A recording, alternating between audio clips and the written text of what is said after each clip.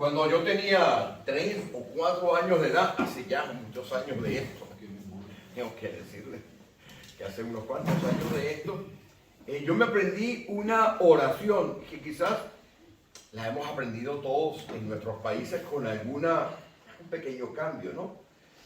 A ver si me siguen, decía, ángel de la guarda.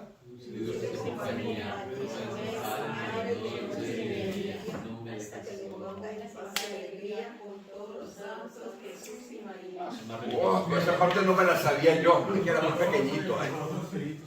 Yo me sabía la última parte que creo que no la he escuchado.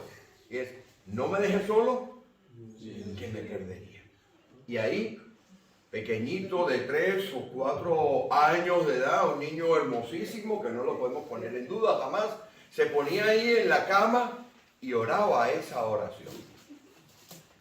Pero resulta que a los años después, entré a estudiar en un colegio católico. Aquellos que han tenido la oportunidad de estudiar en un colegio católico, saben que era obligatorio todas las mañanas rezar el Padre Nuestro, el credo y el Ave María, que era obligatorio. Yo, pequeñito, iba a lo que sería el equivalente al segundo o tercer grado de escuela elemental, 7 añitos. Como dicen en algunos países, pequeñito. A las 7 de la mañana, lloviera, relampagueara, tronara, granizara, con mis pantaloncitos cortos, me tenía que comer una letanía de oraciones que yo no entendía. Y después fue con el tiempo que esta oración, el Padre Nuestro, empezó a tomar cuerpo en nuestra vida. Y hoy quiero compartir con ustedes, mis hermanos, si el Señor lo permite, acerca de esta oración que está aquí en Lucas capítulo 11. Y tengo que decir algunas cosas. Esta oración que está aquí es ligeramente diferente de la que 2 años antes aproximadamente conseguimos en Mateo capítulo 6. Son 2 oraciones similares, pero que son 2 oraciones que se dan en diferentes circunstancias. La primera, la de Mateo capítulo 6, se da en medio de una cosa que muchos hemos conocido, posiblemente todos, que se llama el Sermón del Monte. Seguro que lo han escuchado hablar alguna vez. El Sermón del Monte empieza por allá, por el capítulo 5 de Mateo, y termina por allá, por el capítulo 7 de Mateo. Y en medio de eso está la oración esta, que en algunos países le llaman el Padre Nuestro, ¿verdad? ¿Lo hemos escuchado? En algunos países se le llama la oración del Señor, cuando es bastante improbable que Él la haya orado, porque Él, siendo santo, puro y perfecto, Él no podía pecar. Y en la oración contiene perdonar nuestros pecados. Y esta oración que está aquí en Lucas, en el capítulo 11, la hace el Señor 2 años después de que por primera vez la enseña a sus discípulos. Y esta oración es inmensamente interesante porque de pequeñito, y aquellos que han asistido alguna vez a una iglesia católica o han escuchado el Padre Nuestro y lo han repetido, lo repetimos, ¿verdad? Padre Nuestro, ¿cuántos nos salíamos de nuestras casas de pequeños y nos persignábamos, ¿saben? ¿No? Porque persignarse. Versión larga o versión corta. Hay 2 versiones. Usted lo sabía. Hay una versión, la versión larga, usted empieza por la frente y se hace un montón de cruces y después termina con la cruz grande. Es la versión larga. La versión abreviada es y salió. Pero aquí hay otra versión más larga aún, que era aquellos que estudiamos en colegios católicos, la hacíamos. Orábamos, rezábamos un Padre Nuestro, hacíamos la versión larga extendida, ¿eh? Y salíamos a la calle. La Escritura nos habla con muchísima claridad. Si usted va a Mateo, en el capítulo 6 dice, yo lo voy a estar diciendo por efecto de tiempo, lo voy a comentar. Decía, cuando oréis, no seáis como los gentiles, que creen que por su vana repetición van a ser oídos, sino que cuando oren, hagan una cosa, miren, Busquen el lugar más privado y más tranquilo que ustedes tengan. Cierren la puerta para que no le toquen la puerta, porque suele ocurrir que te tocan la puerta cuando quieres tener tu tiempo de intimidad con Dios. Yo me despierto muy pronto por la mañana. Mi esposa no está despierta a esa hora. Esa parte la quita. Antes de llevarle el café a la cama, yo tengo mi tiempo con Dios. Cuando ores, vete al lugar más recóndito, a tu dormitorio, a tu habitación, cierra la puerta y ora a Dios tu Padre. Y aquí, en este caso específico, vamos a estudiar rápidamente lo que es el modelo para orar, no repetir las cosas, es orar con conocimiento. Mire, vayan conmigo al versículo 1 del capítulo 11 de Lucas. Dice así: aconteció que estaba Jesús orando en un lugar. El Señor Jesús tenía una vida de oración interesantemente diferente de la que usted y yo podemos tener. Yo tengo que reconocer que la vida de oración de un pastor probablemente no se diferencie mucho de la vida de oración de una oveja. ¿Pastor, qué está diciendo? Apedréelo. No.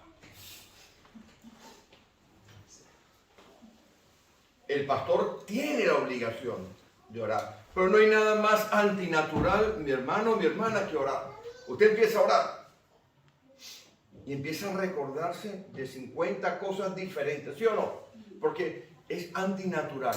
Y entonces tendemos a orar más intermitentemente que persistentemente. Usted empieza una oración por la mañana y la va terminando por la tarde, porque van entrando cosas en la vida de uno. Se despiertan los niños, lo llaman del trabajo, tiene que salir corriendo, el marido o la esposa le toca la puerta. ¿Qué sé yo? Póngale usted nombre. Pero esto no significa que su vida de oración no sea necesariamente un aspecto importante que usted tenga que dejar de lado. Al contrario, es un aspecto importante que tiene que ser fundamental en la vida, porque sin la oración no vamos a crecer. Y mire, es tan importante la oración que si nosotros analizamos esto está en plural. Vaya conmigo. Dice: aconteció que estaba Jesús orando en un lugar. El Señor Jesús oraba constantemente. Estaba allí y lo estaban mirando los discípulos. Estaba en un lugar. Probablemente, como había pasado, en alguna oportunidad se retiraba para orar, pero probablemente, y la Escritura nos va enseñando, el Señor Jesús estaría, por decir, en aquel lado y los discípulos aquí, esperando a que el Señor Jesús orara. Qué interesante, porque para usted y para mí la oración es la preparación para la batalla espiritual, ¿verdad? Usted va a entrar en alguna situación y usted ora antes. Voy a pedir un trabajo, voy a pedir una cosa. Nosotros interpretamos la oración como la batalla espiritual, pero para el Señor Jesús no solamente era la batalla espiritual, sino que era también durante el tiempo de la agonía espiritual. No era antes, también era después, y en el medio. ¿Por qué? Porque si usted recuerda, dice que él fue a orar y su agonía era tan grande que mientras oraba caían gotas de sudor como si fuese sangre, gotas de sangre, sudó sangre.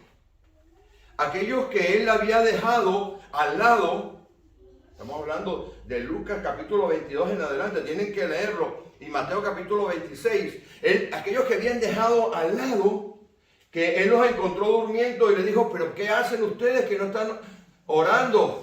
Oren para que no entren en tentación. Esos salieron corriendo cuando hubo la batalla, pero el Señor Jesús fue a la cruz y salió triunfante después de haber orado en medio de la agonía. Lo que nos enseña que nuestra oración, mi hermano, mi hermana, tiene que ser antes de la batalla y en medio de la batalla. Los que no oraron desaparecieron, se fueron de lejos. Pero el Señor Jesús, ante lo más peligroso, lo más duro que era cargar los pecados, era tan duro que dijo: Padre,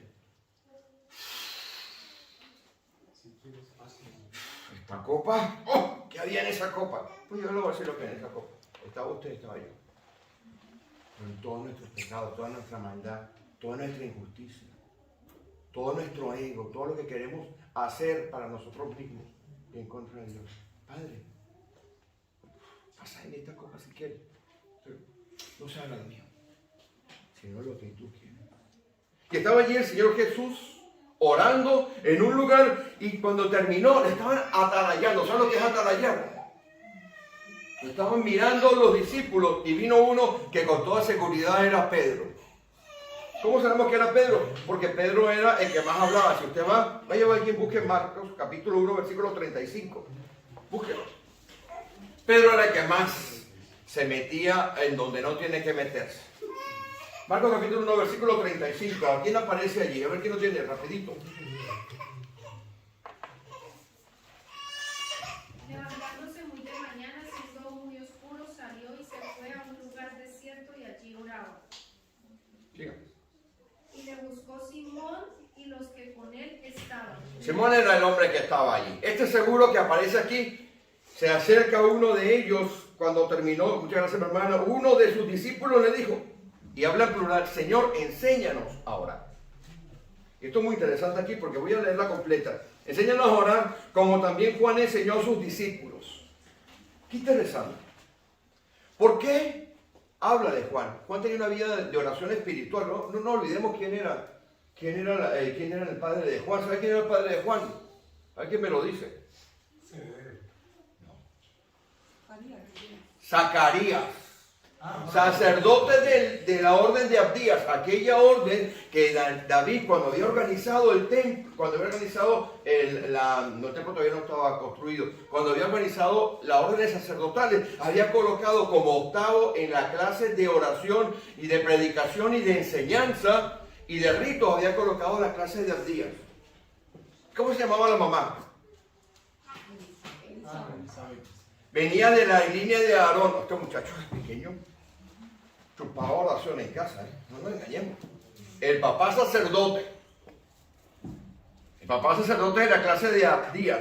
La madre era de la casta de Aarón. ¿Quién era Aarón? Es un sacerdote, ¿verdad? Primero, hermano de Moisés, lo sabemos. Así que este muchacho ora. Pero es que había algo más en la vida de Juan el Bautista. En Juan el Bautista estaba reposando el espíritu de ¿quién? A ver, clase de bautismo. Elías. Y Elías dice en Santiago capítulo 5, versículos 15, 16, 17 y 18, dice, Elías era un hombre sujeto a pasiones como usted y como yo. Pero ¿qué hizo Elías? Oró y el cielo se cerró. Volvió a orar y el cielo se abrió y la tierra produjo fruto. O sea que el ministerio de este hombre, de Juan el Bautista, tenía mucho de oración. Y aquí vienen los discípulos y hacen comparaciones. Señor, enséñanos a orar, porque Juan el Bautista, tu primo hermano lejano, cuidado, porque era un primo hermano lejano. No tan cercano como algunas veces, si usted lee la escritura con calma se da cuenta que no era primo, ahí estaba. He enseñado también a sus discípulos. Cuando yo he estudiado estas porciones, decía, ¿cómo se parece cuando vienen y le dicen a uno, pastor, usted debería predicar así? Porque el pastor de aquella iglesia predica así. Pero el Señor Jesús, que era mucho más inteligente que todos, no se engancha en aquello y les dice, versículo 2, cuando oréis, va en plural, cuando oréis, decid, Padre. Esto es la pera limonera. Esto es la pera limonera. Lo voy a explicar qué es la pera limonera. ¿No he escuchado hablar de eso? La madre del cordero, la repera. No sé qué atributos le puedo poner. Lo máximo. Mire, en el Antiguo Testamento, usted no consigue ni Moisés, ni Elías, ni David, ni Salomón diciéndole a Dios, Padre. Pero el Señor Jesús, por medio del cual tenemos entrada al Padre, el que por el sacrificio se rompe, el velo se rasga y nos da entrada al Padre, le dice a los discípulos, ¿saben qué? Le pueden decir al Creador Supremo, Padre. Yo antes escuchaba a algunos hermanos de Colombia Yo tengo mucho cariño a los hermanos de Colombia, puedes ponerlo ahí en la publicidad. Tengo mucho cariño a los hermanos de Colombia, mi mamá es de Bucaramanga, cuidado, no te engañes. Y yo, hace muchos años, yo empezaba a escuchar lo que decía, papito Dios. Uy, cuando tenga la oportunidad voy a apretar las teclas. Porque me parecía una falta de respeto. A mí particularmente me parecía cuando oraban y decían, papito Dios. La sangre me hervía, el celo, decía el celo del Espíritu Santo. Me hierve.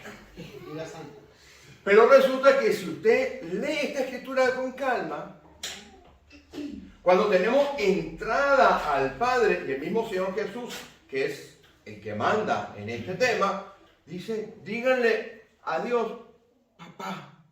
¡Oh, qué asombroso! Porque si usted va a Romanos capítulo 8, versículo 15, dice que el Espíritu que le ha hecho morar en nosotros nos hace que le digamos a Dios, papito Dios. Así que vale, está permitido decirle a Dios, papito Dios. Y en Gálatas capítulo 4, versículos 5 y 6, que nos ha adoptado Dios para que podamos decir a Él, Abba, Padre. Y Dios es nuestro Padre. Eso marca una diferencia brutal. Eso marca una diferencia porque si usted mira esta oración, el Padre Nuestro tiene dos divisiones. Mire, el versículo 2 habla de hablar con Dios, de nuestra relación con Dios. Pero el versículo 3 y 4 habla de nuestra relación como familia. Porque esto es una enseñanza. Esto no es para que usted lo repita. Esto no es para que usted lo recite. Y el coche nuevo que me quiero quitar. Esto es una manera que tenemos nosotros de ir al Padre. ¿Usted sabe lo que significa el creador del universo? Mire, esta palabra Padre, Father. Podemos predicar de esta palabra por aquí 2 horas. Iríamos a comer y volveríamos y seguiríamos hablando de Padre. Cuando el mismo Jesús nos dice, díganle a Dios Padre. Rompe todos los esquemas de pensamiento que tenían estos judíos, porque en el Antiguo Testamento solamente 7 veces la nación como tal y de refilón, de poquitico a poco que ni se entiende, llaman a Dios Padre. Y el Señor Jesús, Él solo utiliza 70 veces la palabra Padre y son 275 veces en el Nuevo Testamento que aparece Padre. Pablo lo dice. Por esta causa, yo doblo mis rodillas delante del Dios y Padre de nuestro Señor Jesucristo, de quien toma nombre toda familia, arriba en los cielos y abajo en la tierra. Eso también es asombroso.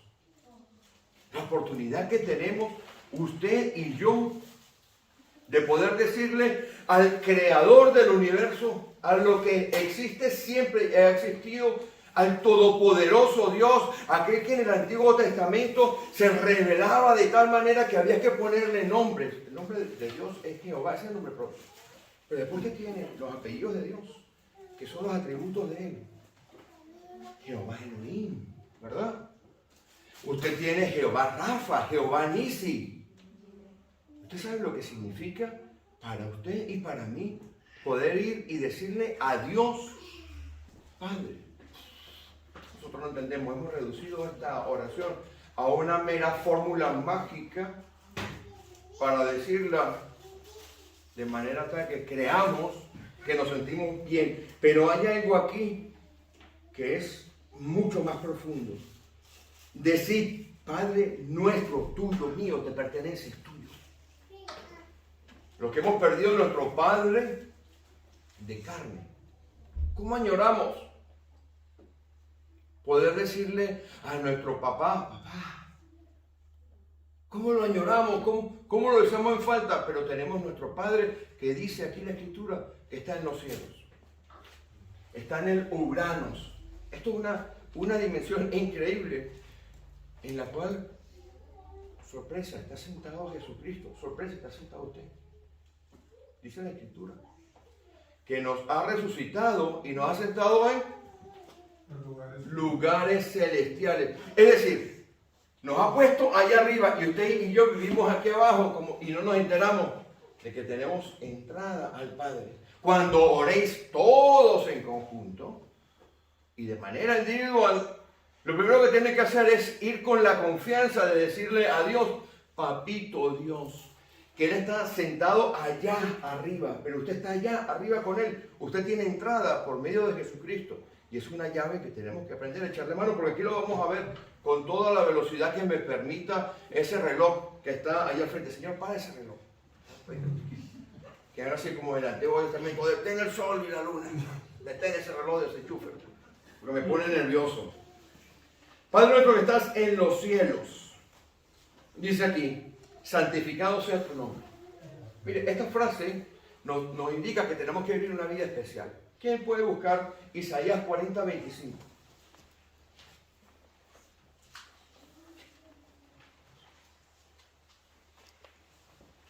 Esta oración que en vez de llamarse la oración del Padre Nuestro, debería llamarse la oración de los discípulos. Isaías 40:25, ¿quién la tiene? ¿A qué pues me haréis semejante o me compararéis? Dice el Santo. Él mismo se hace llamar el Santo. Y dice aquí, santificado sea tu nombre. Una de las características de los atributos de Dios, no sé si algunos de ustedes han estado aquí cuando hemos predicado de los atributos de Dios. Pero lo voy a explicar rápidamente. Los atributos de Dios se caracterizan en dos tipos de atributos. Hay un atributo que se llama atributos comunicables y otro que se llaman atributos no comunicables. Los atributos son las características, la personalidad, la esencia de lo que Dios es. El Padre, el Hijo y el Espíritu Santo. Ojo con esto.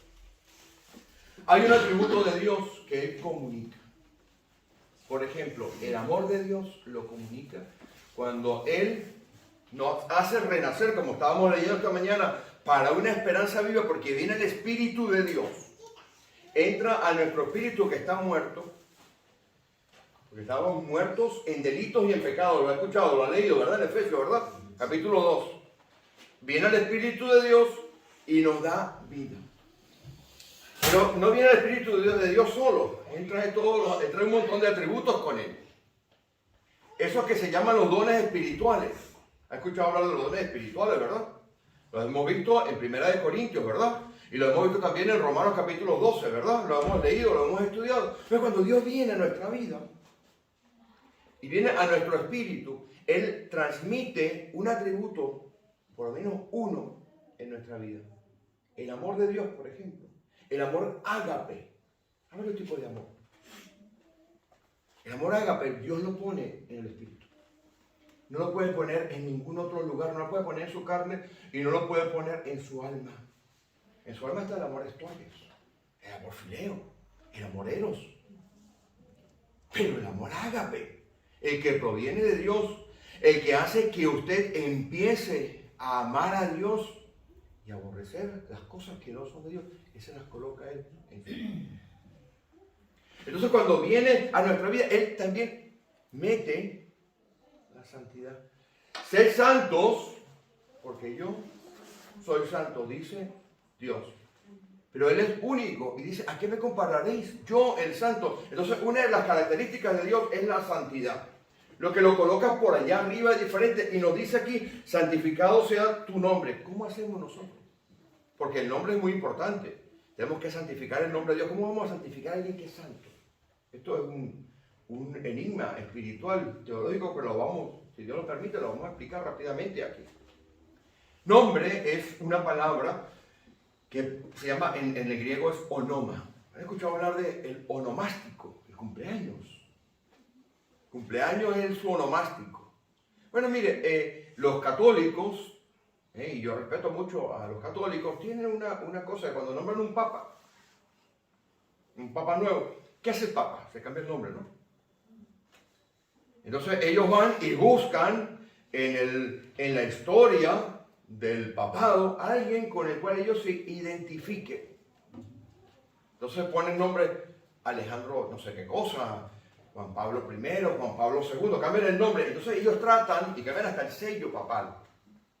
Hasta el sello papal lo cambian. Ellos tratan de identificarse con las virtudes. En el caso del Papa Juan Pablo I y Juan Pablo II tratan de identificarse con las virtudes que ellos entienden que tienen Juan.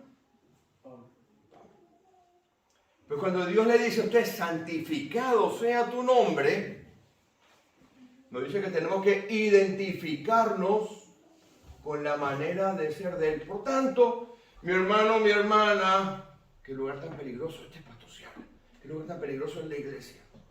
Usted tiene que vivir de la manera en que Dios dice que Él vive.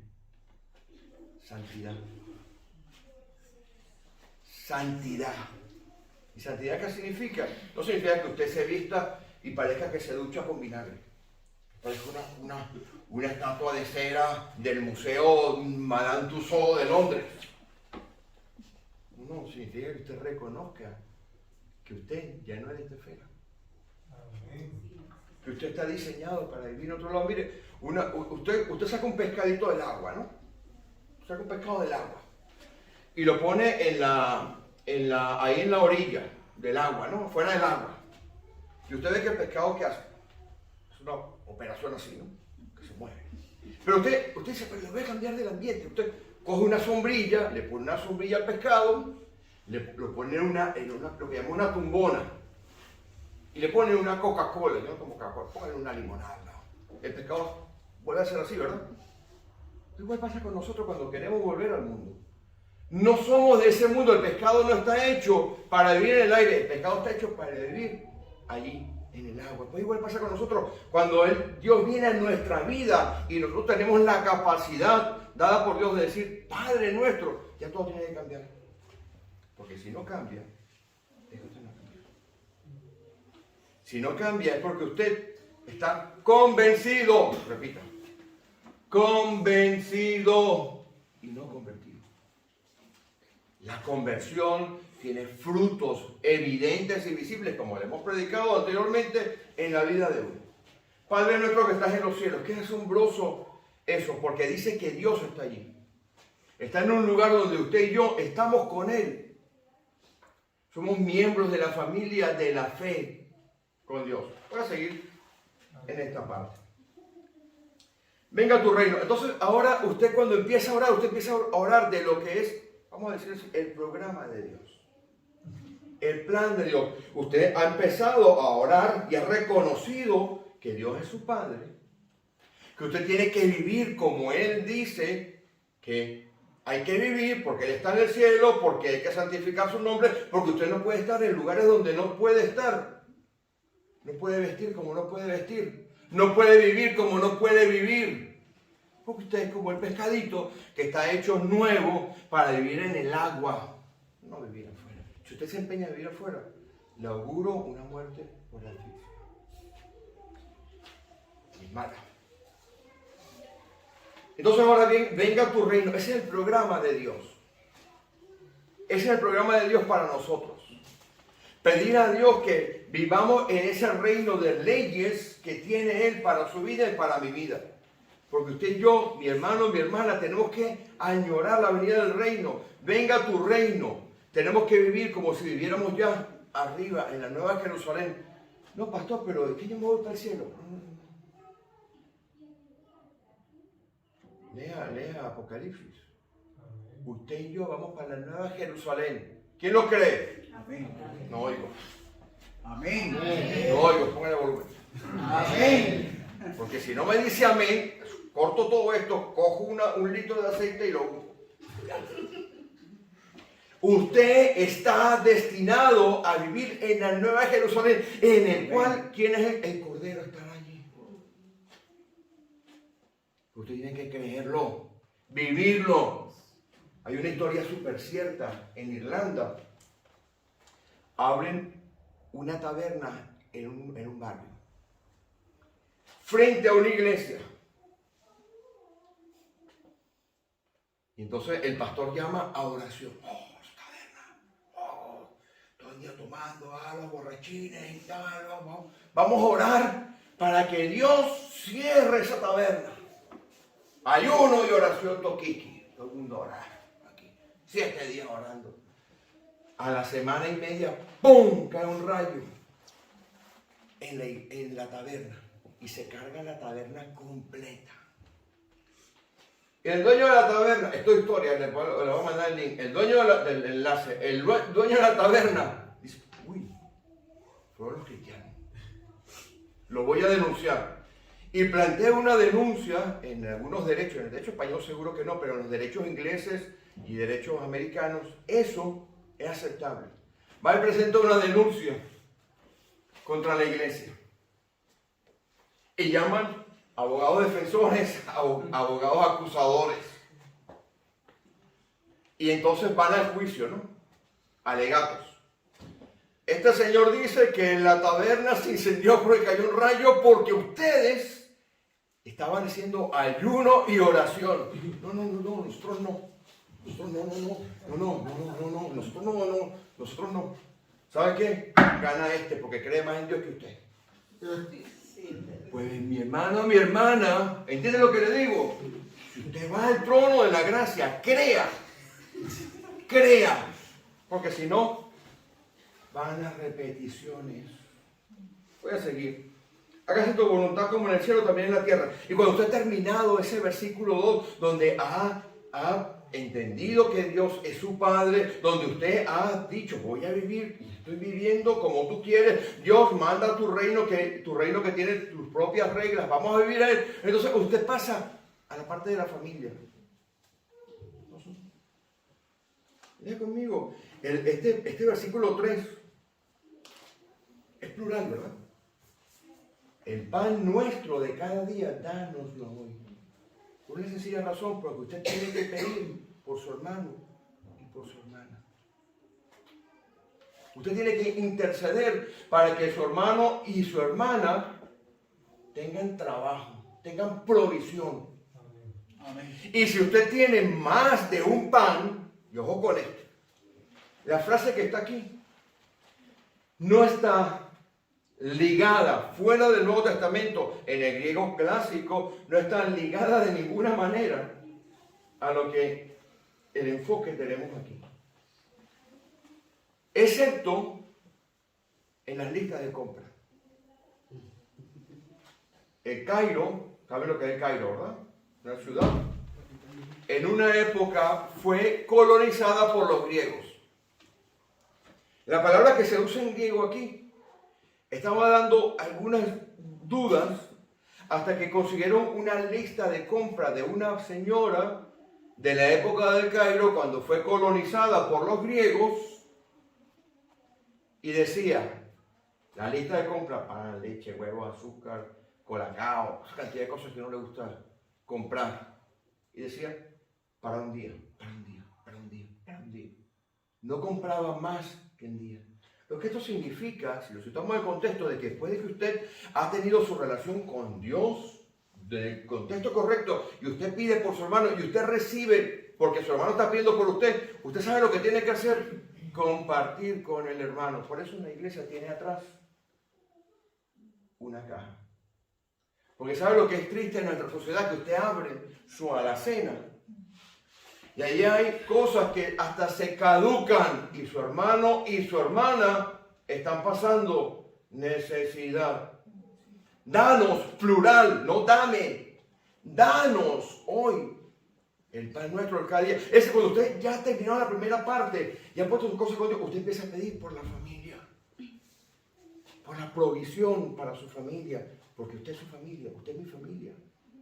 Yo tengo que pedir por la provisión de ustedes. Y ustedes tienen que pedir por la provisión mía. Y si yo tengo de más, yo comparto.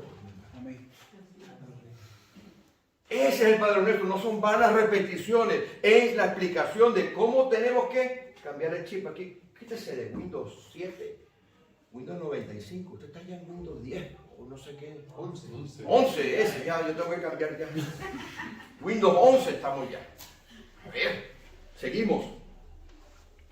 Perdónanos nuestros pecados. Perdónanos nuestros pecados. Otra vez plural. Oye, mi hermano. Porque cuando usted va al trono de la gracia, entonces empieza a pedir por los hermanos, usted va y le dice a Dios, ¿sabe qué, Dios? Yo reconozco que yo soy un pecador. Mira, legal hasta 5 de 21 para ti. Todo eso lo tengo yo. Y mi hermano también. Y mi hermana también. ¿Y sabes qué, Señor? Como ellos pecan contra mí, yo los voy a perdonar. Porque yo sé que tú me perdonas a mí, porque como yo los perdono a ellos, no significa que como yo los perdono a usted, Dios los va a perdonar, Dios los perdona. Pero lo que está diciéndole, Dios, yo quiero tener tu carácter perdonador. Yo reconozco que soy un pecador. Y reconozco que mi hermano y mi hermana es pecador. Y por ende, Señor, yo los perdono. Yo sé que tú me perdonas a mí. Y como tú me perdonas a mí, yo perdono a mi hermano. Perdónanos nuestras ofensas, nuestras deudas, porque yo perdono a los demás. Es colectiva. Cuando entendamos que la iglesia es colectiva. Que el Padre Nuestro tiene dos partes. Versículo 2, Dios. 3 y 4. De esto que estamos aquí, esta iglesia y toda la iglesia van a avanzar con mucho poder. Amén. No es algo personal. Es personal en el sentido de su relación con Dios, pero tiene que ver con la iglesia. Hágase el pan nuestro y perdónanos, versículo 4, porque nosotros perdonamos a todos los que nos deben. Voy a terminar con esto. Posiblemente no sea explicado correctamente. Cuando uno dice, no nos metas en tentación, uno puede llegar a pensar que Dios nos mete en tentación, ¿verdad? Pues le estás pidiendo no nos metas en tentaciones. Si yo no oro esto, Dios nos va a meter en tentación. Otra vez sigue estando en plural.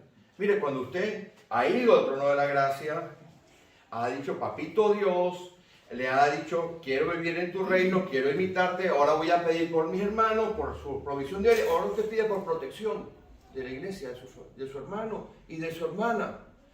El original griego de esto, en las nuevas versiones, esto es lo que en español tenemos y que en el griego prácticamente es muy difícil de entender. Es la negación. No estoy en lo cierto, estoy afirmando, negando, ¿verdad? Esto es lo que hay allí. Tú no nos metes en tentación, afirmas que no nos metes en tentación. Y abajo dice, y que nos libra del mal. Entonces cuando usted ora, y ya, creo que se lo han aprendido, porque lo han repetido ya varias veces, ¿verdad? Y usted va, papito Dios. Reconozco que tú eres santo, bueno, puro, noble. Quiero vivir como tú vives, quiero santificar tu nombre. No quiero seguir yendo a aquellos lugares donde voy que no me gusta ir. Pero sí me gusta, yo voy. No quiero ir allá. No quiero actuar, ni pensar, ni vestir de aquella manera que estoy actuando, pensando y vistiendo. Quiero hacer tu voluntad porque quiero vivir en tu reino. Ahora quiero pedir por la provisión para mis hermanos y para mis hermanas. Ahora yo los perdono a ellos porque ellos y yo estamos en la misma barca de pecado. Ahora quiero pedirte por la protección de mi familia y de mi iglesia. Yo sé Dios, yo afirmo. Aquí no declaramos, aquí no decretamos. Aquí proclamamos las verdades eternas de Dios. Yo afirmo la protección tuya sobre nosotros. Mas líbranos del mal. Amén. Amén. Hermano y hermana, qué importante es la lectura de la Escritura. Amén. Qué importante es saber que Dios es nuestro Padre. Y que cuando vamos confiadamente al trono de la gracia, cuando oramos entendiendo esto, no somos como los gentiles que oran, van a repetición. Entonces tu oración nace de adentro. Porque cuando Dios coloca su espíritu dentro de ti. Y cuando esa parte del Dios Todopoderoso, el Espíritu Santo, entra dentro de ti, dice la Escritura, que los que en Él creen de su interior corren ríos de agua viva. Amén. La paz de Dios se instala en su vida. Ve las cosas de una manera diferente. Y no importa los acontecimientos de las circunstancias, usted estará firme en la roca. Amén. Vamos a ponernos en pie, mis hermanos.